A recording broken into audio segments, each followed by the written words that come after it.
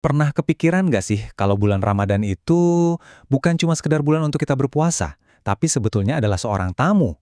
Tamu yang sangat-sangat istimewa.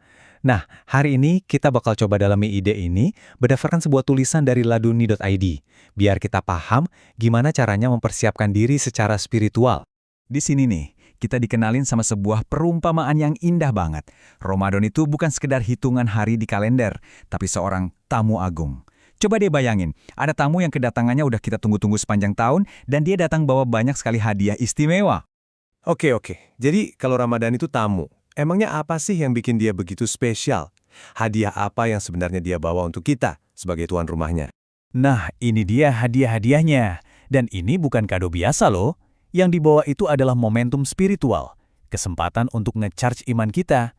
Dia juga bawa rahmat yang melimpah, pintu ampunan yang dibuka selebar-lebarnya, dan waktu yang setiap detiknya itu penuh dengan keberkahan. Keren banget kan? Ya, logis aja kan? Kalau kita mau kedatangan tamu penting, pasti kita bersih-bersih rumah, siapin jamuan terbaik. Nah, sama halnya dengan Ramadan. Kedatangannya itu butuh persiapan yang matang, supaya kita bisa benar-benar menerima semua berkah yang dia tawarkan. Dan ini bukan cuma soal tradisi. Para ulama juga benar-benar menekankan satu hal ini. Kalau kita mau merasakan Ramadan secara optimal, kuncinya ada di persiapan matang. Jadi, ini bukan sesuatu yang bisa kita jalani sambil lalu. Terus sebenarnya dari mana sih dasar dari semua ini? Kenapa kita harus berpuasa? Yuk kita lihat langsung landasan utamanya. Ternyata, fondasi untuk ibadah puasa ini datangnya nggak tanggung-tanggung, langsung dari Al-Quran. Coba kita dengarkan sejenak ayatnya dalam bahasa Arab. Rasakan dulu alunan dan iramanya sebelum kita bahas artinya. Nah, ini dia terjemahannya. Wahai orang-orang yang beriman, perhatiin deh kalimat paling akhirnya, agar kamu bertakwa. Disinilah letak kuncinya, tujuan utama dari semua ini. Jadi, poin krusialnya itu ada di kata terakhir tadi. Ayatnya sendiri yang ngasih tahu tujuan puasa itu apa. Bukan cuma sekedar menahan lapar dan haus, tapi untuk mencapai satu hal, takwa.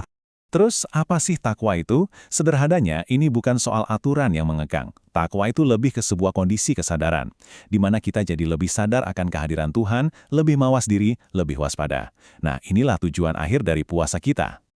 Jadi, bisa kita simpulkan ya, menahan lapar dan haus secara fisik itu sebenarnya cuma kendaraan. Tujuannya apa? Yaitu tadi, untuk membawa kita dalam perjalanan menuju pertumbuhan spiritual yang lebih dalam, supaya kita makin dekat dengan Tuhan. Nah, setelah kita bedah semuanya, sekarang pertanyaannya kembali ke kita masing-masing. Setelah tahu betapa istimewanya tamu ini dan apa hadiah yang dibawanya, bagaimana cara Anda mempersiapkan diri untuk menyambutnya?